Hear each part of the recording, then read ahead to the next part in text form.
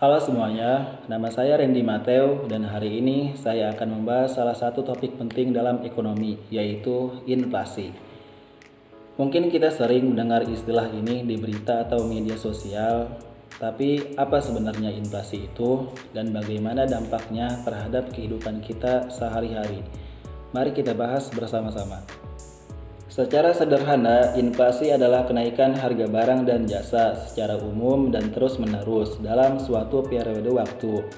Artinya, ketika inflasi terjadi, harga-harga barang yang biasa kita beli seperti makanan, pakaian, atau transportasi cenderung naik. Misalnya, jika harga minuman tahun ini Rp5.000 dan tahun depan menjadi Rp6.000, maka kita bisa bilang bahwa terjadi inflasi. Namun penting untuk diingat, inflasi tidak hanya terjadi pada suatu barang saja, tapi mencakup seluruh barang dan jasa di pasar. Inflasi bisa terjadi dalam berbagai bentuk, tergantung pada seberapa besar kenaikan harga. Ada 3 jenis inflasi yang utama. Yang pertama, inflasi ringan.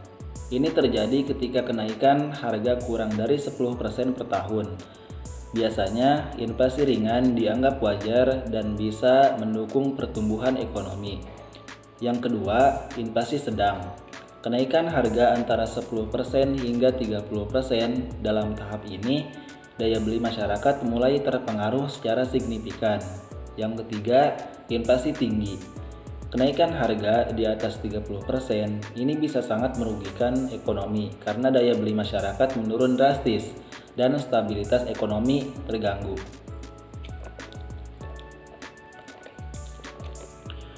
Ada beberapa faktor utama yang menyebabkan inflasi, di antaranya pertama, permintaan meningkat. Ketika permintaan barang dan jasa lebih besar daripada pasokan, harga-harga cenderung naik. Contohnya, ketika banyak orang membeli produk yang terbatas seperti rumah atau kendaraan, maka harga akan naik karena permintaan yang tinggi. Kedua, biaya produksi naik. Jika biaya produksi barang meningkat, misalnya karena kenaikan harga bahan baku atau energi, produsen akan menaikkan harga untuk menutupi biaya tersebut. Ini juga bisa memicu inflasi. Yang ketiga, inflasi impor. Kenaikan harga barang impor karena depresiasi mata uang domestik. Jika nilai tukar rupiah melemah, harga barang impor menjadi lebih mahal. Inflasi memiliki beberapa dampak yang bisa kita rasakan dalam kehidupan sehari-hari. Yang pertama, penurunan daya beli. Ketika harga naik, uang yang kita miliki akan membeli lebih sedikit barang dan jasa. Misalnya, jika sebelumnya uang 100.000 bisa membeli sekantong belanjaan, saat inflasi terjadi, uang yang sama hanya bisa membeli beberapa barang saja.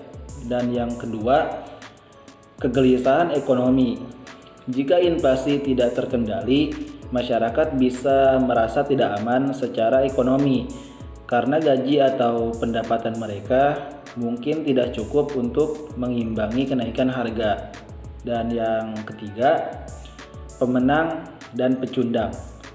Ada yang diuntungkan dari inflasi, seperti mereka yang memiliki aset yang harganya naik, misalnya properti. Namun, bagi orang yang berpenghasilan tetap, inflasi bisa sangat merugikan karena pendapatan mereka tidak naik seiring dengan harga barang. Kesimpulannya, inflasi adalah fenomena yang tidak bisa dihindari dalam ekonomi. Meskipun inflasi dalam batas wajar bisa membantu pertumbuhan ekonomi, inflasi yang tidak terkendali bisa memberikan dampak negatif bagi masyarakat.